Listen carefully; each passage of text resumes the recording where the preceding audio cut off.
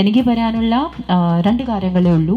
One is that ഇതിൻ്റെ ഭാഗമായിട്ട് നമ്മൾ ചെയ്യാൻ പോകുന്ന എല്ലാ കാര്യങ്ങൾ നമുക്ക് കൃത്യമായിട്ട് ഗ്രീൻ പ്രോട്ടോകോൾ പാലിച്ചിട്ട് ചെയ്യണം.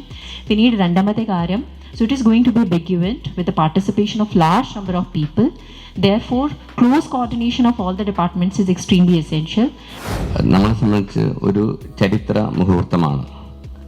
ഒരു ഇന്ത്യയിൽ വെച്ചൊരു ഫണ്ട് നടത്താൻ അവസരം കിട്ടുക. സാധാരണ അങ്ങനെ ഒരു അവസരം കിട്ടിയാൽ അതെല്ലാം നോർത്ത് ഇന്ത്യൻ സ്റ്റേറ്റുകളിൽ മാത്രമാണ് നടക്കുന്നത്.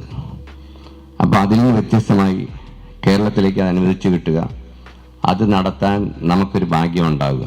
ഒളിമ്പിക് ദിനാഘോഷവുമായി ബന്ധപ്പെട്ട് കേരളത്തിലെമ്പാടും നടക്കുന്ന പരിപാടികൾ വിജയിപ്പിക്കണമെന്നും പർട്ടിക്കുലറി തിരുവനന്തപുരത്ത് നടക്കുന്ന പ്രധാനപ്പെട്ട രണ്ട് പരിപാടികൾ, ആ രണ്ട് പരിപാടികളിലും ഏറ്റവും കൂടുതൽ പങ്കാളിത്തവും ഏറ്റവും വിജയകരമാക്കണമെന്ന് തീരുമാനിക്കുകയുണ്ടായി. എല്ലാവർക്കും അറിയാവുന്ന കാര്യങ്ങളാണ് ഏഷ്യൻ ഗെയിംസും അല്ലെങ്കിൽ ഒളിമ്പിക്സ് എന്തൊക്കെയാണെന്നൊക്കെ ഉള്ളത്. പക്ഷേ അതെന്താണ്, അതിൻ്റെ പ്രാധാന്യം എന്താണെന്നുള്ളത് കുട്ടികൾക്ക് നിങ്ങളിവിടെ കൊണ്ടുവരുന്നതിന് മുമ്പ് പറഞ്ഞു കൊടുക്കുക, ഈ സംഭവം എന്താണെന്നുള്ളത്. അല്ലാണ്ട് രാവിലെ പോയി കഴിഞ്ഞാൽ ഓടാ ഒരു ടീഷർട്ട് കിട്ടും, അവിടെ സ്നാക്സ് കിട്ടും എന്ന് പറഞ്ഞ് മാത്രം കുട്ടികളെ കൊണ്ടുവരരുത്.